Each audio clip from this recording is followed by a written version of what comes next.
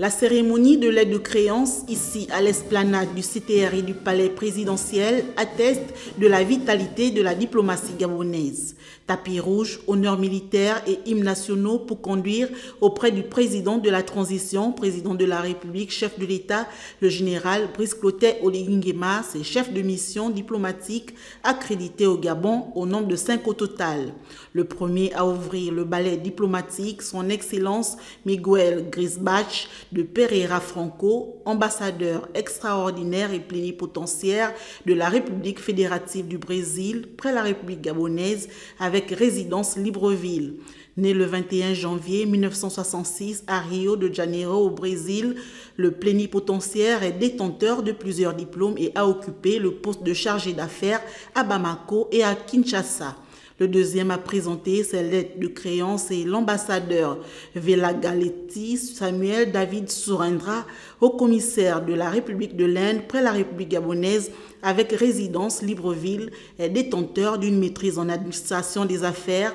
Les relations entre le Gabon et l'Inde sont au beau fixe, l'atteste par la présence sur le sol gabonais d'une forte population indienne, car étant partenaire commercial avec notre pays et disposant d'un partenariat multiforme plus approfondi des mines, des infrastructures et du bois. Un autre a présenté ses lettres de créance, son Excellence Paolo Cosita, ambassadeur extraordinaire et plénipotentiaire de la République de Zambie près la République gabonaise avec résidence Kinshasa en République démocratique du Congo, est né le 2 janvier 1975 à Campobo en Zambie et détenteur d'une licence en informatique obtenue à l'Université de Greenwich au Royaume-Uni.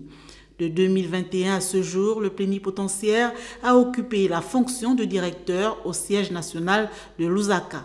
L'avant-dernier a présenté ses lettres, son Excellence Alain-Charles Leroy, ambassadeur extraordinaire et plénipotentiaire du Royaume de Belgique près la République gabonaise, est né en 1966 à Bruxelles. Entré dans la carrière extérieure du service public fédéral Affaires étrangères en novembre 2000, le diplomate belge accrédité au Gabon avec pour résidence Yaoundé a été respectivement de 2000 à 2024 ambassadeur près la République algérienne démocratique et populaire à Alger, en République du Cameroun, en République gabonaise, en République de Guinée équatoriale et en République centrafricaine.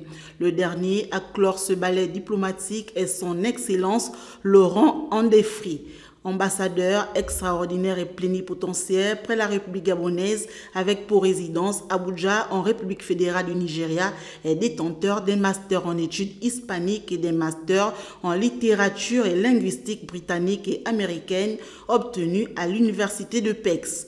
Né le 10 février 1971, il est marié et père de 3 enfants.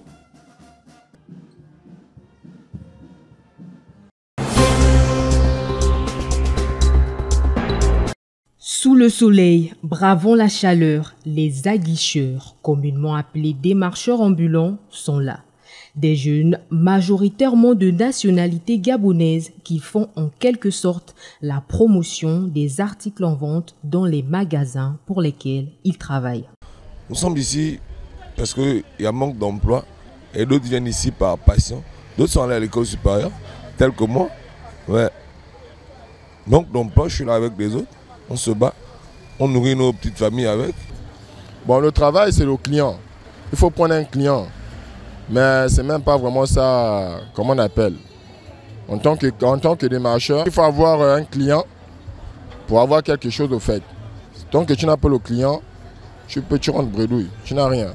Ça ne marche pas vraiment, c'est un peu dur. Mais on a la foi, Dieu avec nous. On se maintient. Vous êtes payé journalièrement ou bien par mois? Non, on nous paye à la fin du mois. Tu prends le client, c'est 1000 francs la tête. Mais à la fin du mois, maintenant, on totalise le nombre de clients que tu as amenés au magasin. C'est là où on te gère. Au nombre des difficultés rencontrées au quotidien, le non-encadrement de leur activité par la loi et certains abus de leurs employeurs ne leur permettant pas d'apporter du pain sur leur table. Mais l'État ne nous a jamais reconnus. Il y a des moments où les agents viennent même nous déranger. Ils nous interpellent même pour aller par rapport à la corruption. Des agents viennent nous interpeller pour dire, les agents commerciaux, les démarcheurs, comme ils disent, ils nous mettent dans des véhicules pour aller nous enfermer. Vous trouvez ça normal? Les démarcheurs du Carrefour Léamba, souffre depuis plusieurs années, plus de 10 ans, nous sommes là. Nous avons des capacités. Nous sommes des jeunes Gabonais, fiers de l'être. On réussit à manger, mais pas à épargner. Qui a déjà construit une maison avec ça? Qui a une voiture avec ça? C'est juste pour manger, ma soeur. C'est pour manger, c'est nullement, c'est pas suffisant. C'est minable. Ces jeunes qui ont décidé de ne pas céder à la facilité désirent un meilleur accompagnement des autorités compétentes afin de joindre les deux bouts. Makouké et Bindo, localité paisible d'environ 2000 âmes, où se côtoient Akélé, Fan et autres populations halogènes, mais un calme sans cesse perturbé par des pannes d'électricité et d'eau. Comme les frères siamois, leurs services connaissent le même manège, ce qui rend difficile le travail dans les services locaux. On est impacté aussi sur le plan économique. Nous ne sommes pas alimentés. C'est un impact aussi pour cette multinationale qui nous produit des huiles et du savon. La bourgade est alimentée grâce à l'opérateur et exploitant économique local qui fournit le service. Cependant, connaît quelque peu une sécheresse économique progressive, une spirale négative qui a des effets d'entraînement sur la qualité de ses obligations sociales auprès des populations. Le lycée Léonard Mbamakoué, avec un effectif de 400 élèves globalement, est à bout de souffle, mais tente d'être résilient face à cet écueil.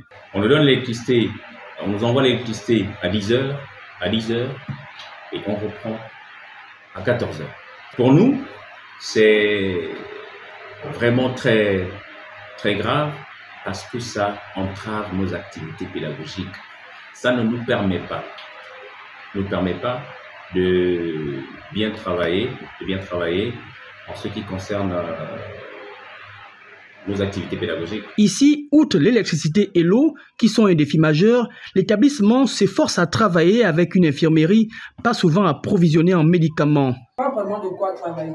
Les placards sont vides. Les placards sont vides. Je n'ai pas de quoi soulager un enfant, donc ça ne sert à rien. Pourquoi je vais être là tous les matins? Une bibliothèque sous-équipée. Tous ces ouvrages-là sont caducs. Donc c'est ici où ils viennent un peu s'abreuver.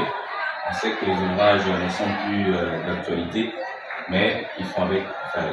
Le manque de barrières de sécurité et enfin l'absence de plateau ou aire de jeu pour la pratique de sport, obligeant les encadreurs d'éducation physique et sportive à limiter les disciplines sportives. Nonobstant ce tableau sombre, l'établissement trouve les ressources pour produire des résultats excellents aux examens. Une situation qui interpelle les autorités compétentes. L'école publique de Makouké est également impactée par l'enveloppe de 7 milliards de francs CFA, notamment les 2 milliards 100 dévolus au département de Logou et les Lacs. L'établissement subit une profonde cure de jouvence, singulièrement ses principaux bâtiments, dont les murs sont rafraîchis en peinture. Le cahier des charges de l'entreprise touche aussi les logements du directeur et un de ses collaborateurs. Bien que le patron des lieux reste sur sa faim, eu égard à certains engagements jusque-là non tenus, son scepticisme et dans bientôt fera place à de l'optimisme et à la satisfaction. Nous sommes dit, par exemple, le pré-primaire devait tirer une terrasse, donc un préau. Mais malheureusement, ils n'ont pas tiré. Ils ont juste fait les peintures. Et dans mon bureau, dans le bâtiment administratif, toutes les portes ne sont pas tirées parce qu'il faut mettre les serrures, il faut changer les portes. Ils ont juste mis les peintures. Et maintenant, il y a un groupe qui est au niveau des logements. Ils sont dans le logement de mon collaborateur. On attend. Tout doucement, les travaux avancent avec sérénité. Ici, on est bien loin du grand bruit des chantiers de l'Ambaréné. Il a été pensé avec le concours et l'appui des autorités de l'éducation nationale d'ajouter de nouvelles salles de classe, bâtiments que l'entreprise adjudicataire du chantier entend livrer dans les délais. Ensemble, nous avons décidé qu'il devait d'abord s'étendre 3 classes, donc 9 sur 7. Mais il y avait un autre bâtiment qui était en vue, mais je crois qu'il a été accepté il y a en fin de semaine. Donc il va être prolongé. Mais pour l'instant, on est en train de finir les 3 premiers bâtiments qui ont été engagés. Les techniciens sur place s'activent avec panache. Après livraison, assurément, c'est une vraie embellie pour l'établissement où apprenants et enseignants seront dans un meilleur confort. À Makouké, les véhicules et les populations peuvent à nouveau embarquer dans le bac qui a repris le trafic entre les deux rives. Son activité a été stoppée durant 4 jours sur décision de la Direction provinciale des affaires maritimes qui, au cours des enquêtes, avait relevé plusieurs irrégularités mécaniques des 2 bacs vieux de 45 et 35 ans. Une mesure conservatoire et préventive qui a eu des effets pervers auprès de la population. Rencontré le sous-préfet du district en parle, lui aussi victime. Les camions ne peuvent pas amener le produit de l'autre côté, l'autre rive. Ensuite, en termes de carburant également, nous dépendons de soit l'embarrané ou Libreville. Et si les citernes arrivent de l'autre côté, ils ne peuvent pas traverser parce que le bac est en panne. Le secteur éducation, élèves et personnel enseignants touchés au lycée Mbamakwe, on a dû s'adapter. Nous étions en plein examen blanc. Beaucoup ont raté ces évaluations-là parce que le bac était complètement bloqué et les élèves ne pouvaient pas se rendre à l'école. L'opérateur local qui a dû prendre en charge la traversée des populations par pirogue dit avoir subi des grosses pertes ponctuées par une activité au ralenti. Durant les 3 jours, nous avons assuré le transport des travailleurs qui vont de l'autre côté à Bindo, donc en prenant location des navettes, y compris le transport des élèves, donc soit des ayants droit ou des non ayants droit. Ici, on accuse ce partenaire de l'État de négligence. Déjà épinglé par une situation économique alambiquée, ces détracteurs indiquent que les bacs sont souvent rafistolés, bricolés pour travailler. L'un d'eux serait déjà hors d'usage, ce que rejettent les concernés, assurant que la révision s'est faite régulièrement. Au demeurant, partout le plaidoyer est que l'État engage à terme la construction d'un pont pour relier les deux rives. La population souhaite à long terme la construction d'un pont pour essayer de pallier les insuffisances de ces bacs. À Bindo comme à Makouké, chef-lieu du district, la population vit au rythme des humeurs socio-économiques du groupe.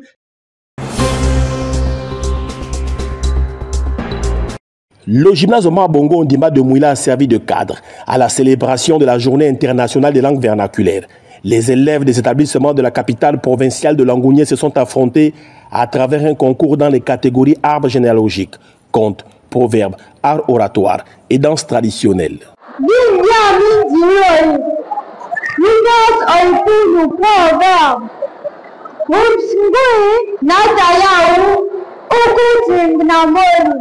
Ça veut dire honore ton père et ta mère et tu vivras longtemps.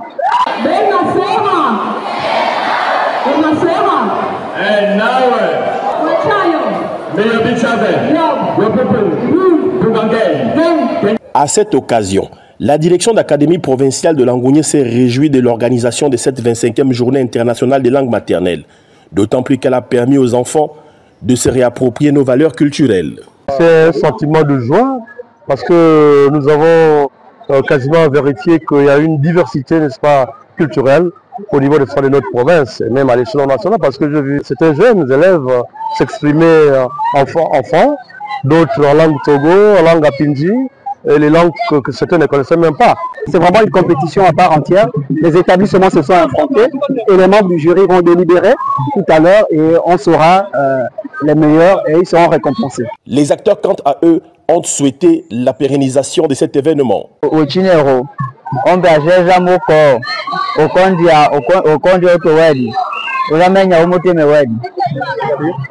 C'est-à-dire, dans la vie, il ne faut jamais minimiser quelqu'un parce qu'on ne connaît pas son fond, on ne connaît pas sa vraie personnalité.